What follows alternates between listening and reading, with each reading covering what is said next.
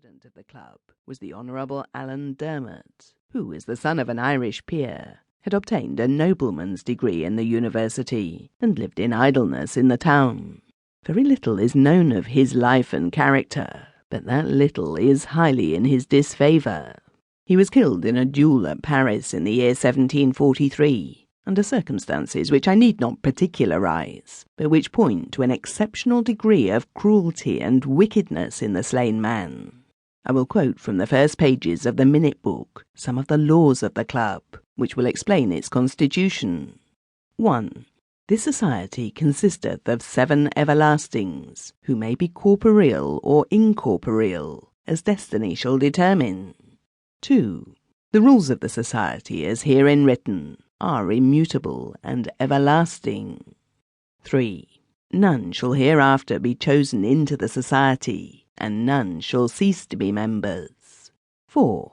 The Honourable Alan Dermot is the everlasting president of the society. 5. The senior corporeal everlasting, not being the president, shall be the secretary of the society, and in this book of minutes shall record its transactions, the date at which any everlasting shall cease to be corporeal, and all fines due to the society. And when such senior everlasting shall cease to be corporeal, he shall, either in person or by some sure hand, deliver this book of minutes to him who shall be next senior, and at the time corporeal, and he shall in like manner record the transactions therein, and transmit it to the next senior. The neglect of these provisions shall be visited by the President with fine or punishment according to his discretion.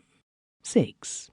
On the 2nd day of November in every year, being the feast of All Souls, at 10 o'clock, post meridium, the everlasting shall meet at supper in the place of residence of that corporeal member of the society, to whom it shall fall, in order of rotation, to entertain them, and they shall all subscribe in this book of minutes their names and present place of abode. 7. It shall be the obligation of every everlasting to be present at the yearly entertainment of the society, and none shall allege for excuse that he has not been invited thereto. If any everlasting shall fail to attend the yearly meeting, or in his turn shall fail to provide entertainment for the society, he shall be mulcted at the discretion of the President. 8. Nevertheless, if in any year in the month of October, and not less than 7 days before the Feast of All Souls, the major part of the society, that is to say, 4 at the least, shall meet and record in writing in these minutes that it is their desire that no entertainment be given in that year, then, notwithstanding the 2 rules last rehearsed, there shall be no entertainment in that year, and no everlasting shall be mulcted on the ground of his absence. The rest of the rules are either too profane or too puerile to be quoted here. They indicate the extraordinary levity with which the members entered on their preposterous obligations. In particular, to the omission of any regulation as to the transmission of the Minute Book after the last everlasting ceased to be corporeal, we owe the accident that it fell into the hands of one who is not a member of the society, and the consequent preservation of its contents to the present day. Low as was the standard of morals in all classes of the university in the first half of the 18th century, the flagrant defiance of public decorum by members of the Everlasting Society brought upon it the stern censure of the authorities, and after a few years it was practically dissolved, and its members banished from the university. Charles Bellasis, for instance, was obliged to leave the college, and though he retained his fellowship, he remained absent from it for nearly 20 years. But the minutes of the society reveal a more terrible reason for its virtual extinction.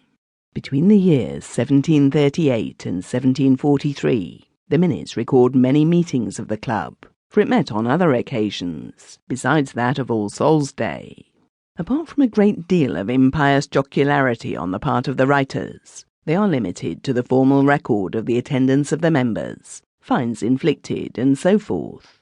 The meeting on November the 2nd in the latter year is the first about which there is any departure from the stereotyped forms. The supper was given at the house of the physician. One member, Henry Davenport, the former fellow commoner of Trinity, was absent from the entertainment, as he was then serving in Germany in the Dettingen campaign.